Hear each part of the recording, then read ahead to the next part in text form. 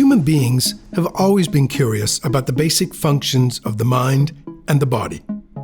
In the classical age of ancient Greece and Rome, the human body was the inspiration for great works of art and sculpture. Some of them can be found in museums around the world, like here at Lundbeck in Copenhagen.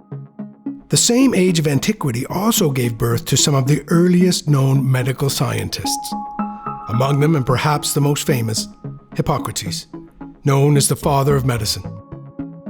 And although the world of medical science has seen numerous discoveries and breakthroughs since this era, one particular area, the brain and how it functions, remains largely a mystery. But each year we learn more about the brain and the nervous system thanks to the scientists and researchers who devote their lives to its study. And that's why we're here today, to celebrate some of the brilliant minds of the neuroscience community and to honor them with one of the most prestigious scientific awards in the world, the Brain Prize. Hi, Lena. Hi, Mark. How are you? I'm very well. Good to see you again. Good to see you. Different venue this year, but the Yes. same reason we're meeting again Yes. is to celebrate the Brain Prize this year in 2023 here at Lundbeck in Copenhagen, surrounded by incredible statues of antiquity. It's fantastic and light and beautiful. I think it fits in quite well with the Brain Prize. Chance to talk a little bit about what the Brain Prize is really all about. Can you start by telling about the foundation and the work it does? Sure. We spend basically all of our days investing in our commercial assets, and we do that so that we can invest that money in public research. And in that public research, we have a very sharp focus on the brain. And how does the Brain Prize and the awarding of the Brain Prize fit into that broader mandate? We invest, of course, in what we believe are the best researchers and the best research projects. But every once in a while, it's great just to stop and then celebrate and acknowledge some of those researchers and neuroscientists who have already done something that's proved to be really groundbreaking for us, our understanding of the brain. And that's really what the Brain Prize is about. It is now a global prize, which means that any neuroscientist throughout the world can be nominated for the prize. So it fits in quite well, I think, with the rest of what we do. It's grown in a good direction. Yeah. And when you look at the implications for society writ large, how important is the continued research into brain and neurological disorders for us generally? It's hugely important. During their lifetime, 1 in 5 Danes end up with some type of brain disorder. If you look at the cost to society, just in Denmark, a relatively small country, it's close to 15 billion euro per year. If you multiply that up and think about it on a global scale, it's mind-boggling. And that's before you start taking into consideration the relatives, the patients, or the human suffering that brain disorders bring about. So yes, I do think that it is a huge societal problem. If the winners of the Brain Prize can inspire young people, talented researchers to work within the field of brain research, then we will gradually get closer and closer to understanding. And at the same time, it gives us an opportunity when we give out the Brain Prize to raise the awareness of these diseases. Well, it really isn't long now till we'll find out who are the 2023 winners of the Brain Prize. That's right. I can't wait to find out. But first things first, I'm taking this short walk from Lundbeck to the Villa Copenhagen, where the award ceremony to honor the Brain Prize winners will actually take place later this year. The ceremony is a gala affair, attended by the winners, their families, and their colleagues. In all, the celebration will involve up to 400 guests, including the Danish Minister of Science and Education and His Royal Highness Crown Prince Frederik of Denmark, who will present the Brain Prize to this year's recipients. I'm here today to meet the director of the Brain Prize and the chair of the selection committee, so they can explain how the winners are chosen. Well, on this long journey, Martin, from starting out with some nominees to getting to where we'll be, where do you start and how do you get us to this point? Well, I mean, the whole process starts in May, which is when the nomination window opens, and then it closes again in September.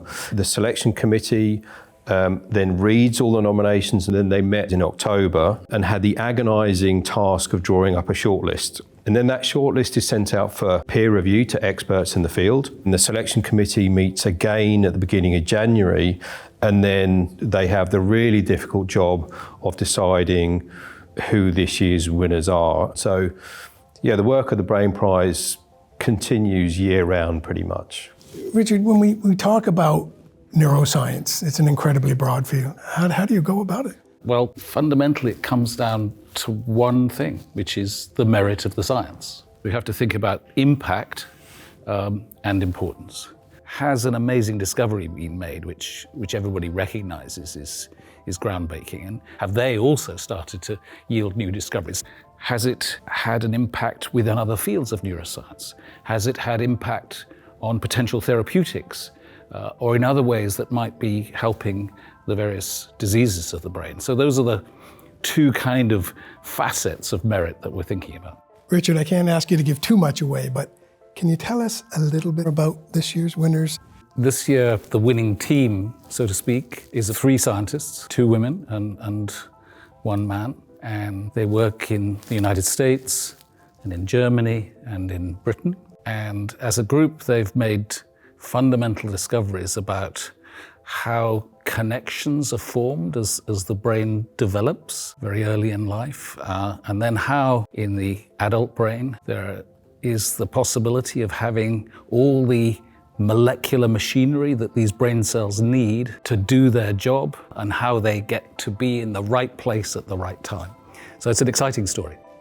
Thank you both very much for taking the time to lift the veil a little bit. I'm looking forward to hearing who the winners are very soon. The winners of the 2023 Brain Prize have been chosen. We don't know who they are yet, but we're going to find out very soon.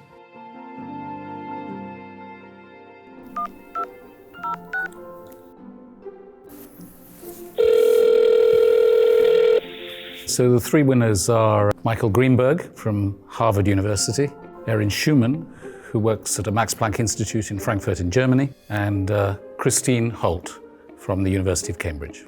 Hello, this is Christine speaking. Oh, hi, Christine. I'm just calling to let you know that the Brain Prize Selection Committee, that they've selected you as one of this year's recipients of the Brain Prize. Oh my goodness. Oh my goodness. So you're... Martin, my goodness. Hi, this is Erin. Hi, Erin. It's Martin Meyer speaking from the Lundbeck Foundation. Hi, Martin. So I'm phoning with what I hope will be good news. So the Brain Prize Selection Committee, they selected you as one of this year's recipients of the Brain Prize. Oh my gosh. Hello. Hi, could I speak to Michael Greenberg, please? This is he. How can I help? So I'm just phoning to let you know that the Brain Prize Selection Committee, they've selected you as one of this year's recipients of the Brain Prize. Oh, wow. Yes. That's exciting. You made my day. Actually, probably my year. That's fantastic. I'm very happy that you're happy.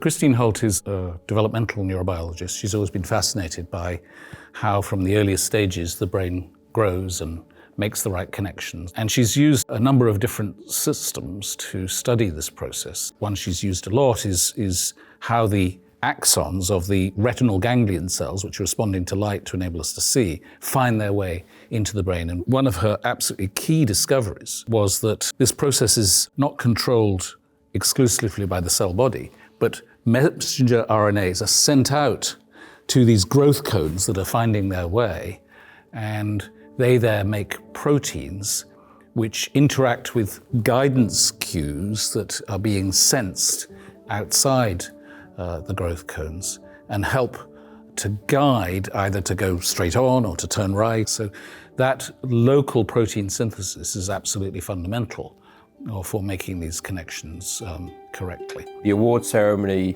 is on the 6th of June in Copenhagen, and that's where you, Erin and Michael will get your medals from the Crown Prince of Denmark. Wonderful. And so I'm expected to be in Copenhagen on the 6th. That would be very much appreciated. I don't think I have anything more important to do on that day.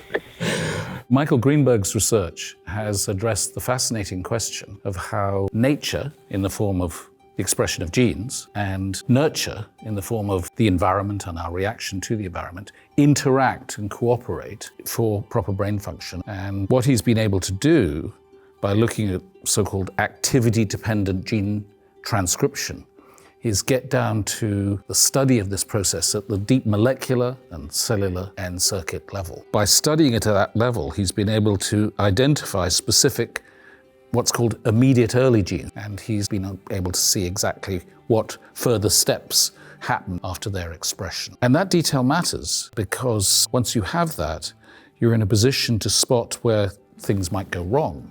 And he's now beginning to see dysregulation of some of these processes. In certain kinds of disorders, notably neurodevelopmental disorders such as autism spectrum disorders. So he's opening up potential new areas which could have massive therapeutic significance. That's so, I can't find the words right now. I'm so honored. That's such a really fabulous. Erin Schumann's piece of the puzzle has to do with the transport of mRNAs out from the cell body to the sites where they're needed, which are the synaptic connections which form between one brain cell and another, the synapses. They are then locally translated to produce the wide range of proteins that are needed for the different functions within the synapse, the so-called proteome that's there. The remarkable feature about this discovery is that this complex process of translation to create proteins is happening in these incredibly small compartments, the synapses of brain cells. And the process involved the development of a range of different technologies, and some are now being taken up by other labs around the world. I think it's a major contribution to the field. I think that all that remains to be said, on behalf of the Lundbeck Foundation and the Brain Prize Selection Committee, congratulations, it's thoroughly well deserved. Thank you very much. I'm really at a loss for words. Thank you so much. Thank you for the wonderful news. It was a pleasure to deliver it. So not one, not two, but three very happy winners. Indeed. Done. Job well done, sir. Excellent. When I reflect on the contributions they've made, one can only say that theirs is a truly beautiful story of discovery, absolutely fundamental neuroscience, and discoveries that are already showing great promise for helping us understand various diseases, including in particular neurodevelopmental disorders.